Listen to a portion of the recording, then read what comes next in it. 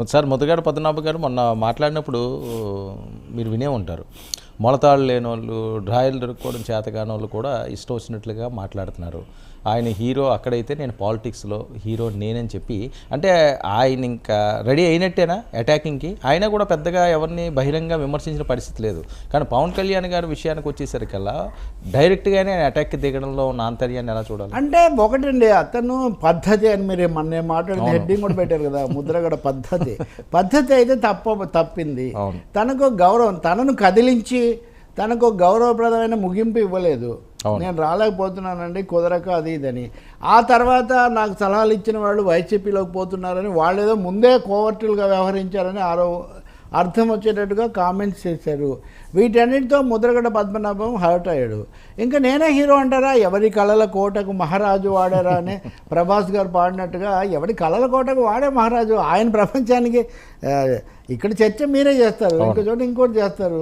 కాబట్టి ముద్రగడ ఆయన రాజకీయాల్లో హీరో అయితే నాది నాకు ఉంది అని అంతకంటే దాని అర్థం ఏంటంటే, నేను కూడా ఏం తక్కువ కాదు, నాకు నా అనుభవం ఉంది. నేను ఇప్పుడు కాపునాడు, మీరు కాపుల గురించి మాట్లాడుతున్నప్పుడు కాపునాడులో ముఖ్య అతిథిగా పాల్గొన్న తొలి ముఖ్య అతిథికి ఆయనకేదో ఉండదా? అవును, ఆయన సెల్ఫ్ రెస్పెక్ట్ ఇక్కడ కొంత దెబ్బతిందండి ఖచ్చితంగా. ఆయన హరిరామ జోగయ్యది ఇంకొంచెం ఇన్ డెప్త్. సో అది పవన్ కోరి తెచ్చుకున్నది. ఊరుకుంటే వేరే విషయం, తన పద్ధతులతో మాట్లాడుతూ. ఎక్కడ ఈక్వేషన్ దెబ్బతింది, దాన్ని దెబ్బతీసింది చంద్రబాబేనా అని కూడా నాకైతే ఒక బలమైంది. అది కుదరదు బాబు. అంటే కొంతమంది మాట్లాడేది వచ్చి ఈయన మీద పెత్తనం చేస్తారు, ఇంకా అక్కడి నుంచి ఇంకా రోడ్డు మీద పెడతారు, మేము చెప్పినట్టే వినమంటారు. అసలు పార్టీలోకి రాకముందే ఇన్ని సూచనలు సలహాలు ఇచ్చి ఒకవేళ తీసుకున్న తర్వాత ఇంకా ఇబ్బందులు పడతామేమో అని చెప్పి ఆయన ఆగారని చెప్పి కొంతమంది మాట్లాడే. అదన్నా చెప్పాలి కదా, వద్దులేండి సార్, మీరు పెద్దవాళ్ళు, మా పార్టీలో రకరకాల వాళ్ళు ఉంటారు, కుర్రవాళ్ళు, వీళ్ళంతా కాలం మారింది. ఒకటేనండి, మొదలుడు గాథ ముగియవలే దేవుడి మనుషుల బతుకులలోనే ఒక పాట ఉంటుంది. సో ఒక కథ మొదలైందంటే దానికి ఒక ముగింపు ఉన్నది. అది మీరు హీరో హీరోయిన్ల చేతులు కలుపుతారా, లేకపోతే వాళ్ళిద్దరు బయటికి వెళ్తారా, శుభం కాడో లేకపోతే ఎండో ఏదో ఒకటి పడాలి. ముద్రగడను కదిలించారు కానీ ముగించలేదు Pawan Kalyan. Definitely it is a mistake. ఇప్పటికైనా కూడా చేయొచ్చు నా ఉద్దేశంలో, మామూలు మర్యాదపూర్వకంగా. అదే ఆయనకు ఫెచ్ చేస్తుంది ఆ సామాజిక వర్గంలో. తప్పకుండా మీకు పోనీ, మీరు హీరో కాబట్టి మీ మూడు అభిమానించే వాళ్ళు 50 మంది ఉంటే ఆయన చుట్టూ ఉన్న వాళ్ళు కూడా 10 మంది 15 మంది ఉంటారు కదా. రెండవది, రాజకీయాల్లో ఆయన 1-2 సార్లు ప్రూవ్ చేసుకున్నాడు. మీరు రాజకీయాల్లో మీరు ఇంకా అరంగేట్రం చేశారే కానీ ఇంకా మీరు ఆరితేరలేదనే వాస్తవాన్ని గుర్తించాలి కదా. సరే, నాకు రాజకీయం చాలా తెలుసు, నాకు వ్యూహం చాలా తెలుసు అంటే తెలియటం వేరండి. ఒక వైద్యశాస్త్రం చదవడం వేరు, ఆపరేషన్ చేయడం వేరు. పవన్ కళ్యాణ్ ఇంతవరకు ఆపరేషన్ చేయలేదు.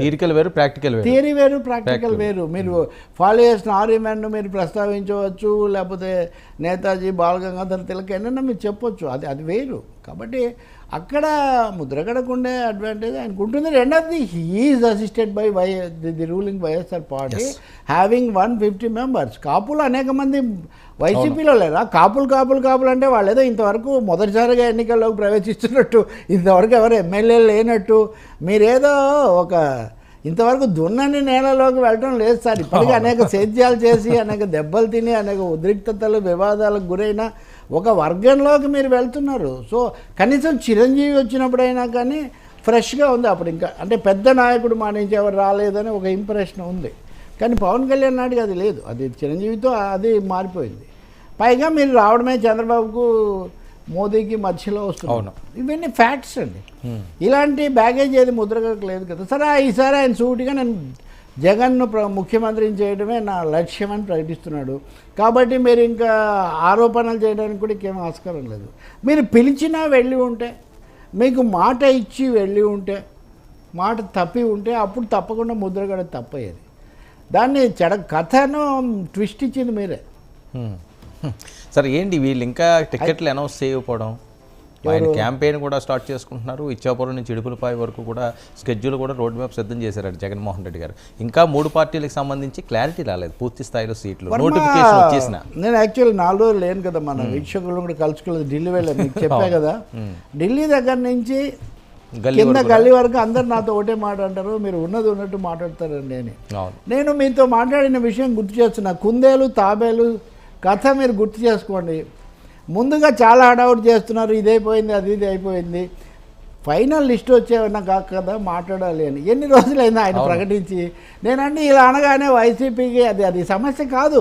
వాళ్ళు పకడ్బందీగా ఒక పథకం ప్రకారం వెళ్ళారు. మీకు అది లేదు, మీకు అంతర్గత చాలా సమస్యలు ఉన్నాయి, మా పార్టీలో ఉన్నాయి, పార్టీల మధ్య ఉన్నాయి, పైగా బిగ్ బ్రదర్ వాచింగ్ అని ఆ బిగ్ బ్రదర్ వచ్చి దడదడలాడిస్తున్నాడు.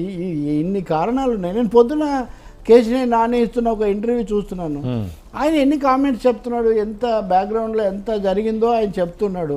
ఒక్కసారిగా కేసీఆర్ నాని మీద నేను ఒక స్టోరీ వేసి నాకో టీవీ ఉంది కాబట్టి మీకో టీవీ ఉంది కాబట్టి మీరు ఒక స్టోరీ వేసేసి ఇదే ఫ్యాక్ట్ అంటే ఎలా కుదురుతుందండి? ఒక పరిణామ క్రమం. కాబట్టి డెఫినెట్గా తెలుగుదేశం పార్టీ బీజేపీని ఒప్పించడానికి చేసిన శ్రమలో సగమన్నా చంద్రబాబు తన పార్టీ వాళ్ళని ఒప్పించడానికి చేస్తుంటే ఈ సమస్య వచ్చేది కాదు. ఓకే, అంతే అంతే అక్కడే వచ్చింది ఇక్కడ సమస్య. సో ముందుగానే ఎలక్ట్ అవ్వాల్సింది అవ్వలేదు. కసరత్తు లేదు, అది సరిపోలేదు. ఇప్పుడు చాలామంది చాలా నమ్మకం అనుకున్న వాళ్ళు సీనియర్స్, నిజంగా ఈ సీనియర్స్ రేపు అడ్డం తిరిగితే ఆ పార్టీ పరిస్థితి ఎలా ఉంటుంది? చంద్రబాబుకు సవాళ్ళు ఎక్కువగానే ఉన్నాయి నిస్సందేహంగా. బీజేపీ కూడా ఉన్నాయి. బీజేపీ అభ్యర్థులు ఎవరు? వాళ్ళు లేఖలు రాసి వాళ్ళ అసంతృప్తితో వాళ్ళు కూడా ఉన్నారు. అవును. కాబట్టి ఇది మనసులేని మనవు పొసగని పొత్తు. బీజేపీ కూడా బయట నుంచే వస్తున్నారని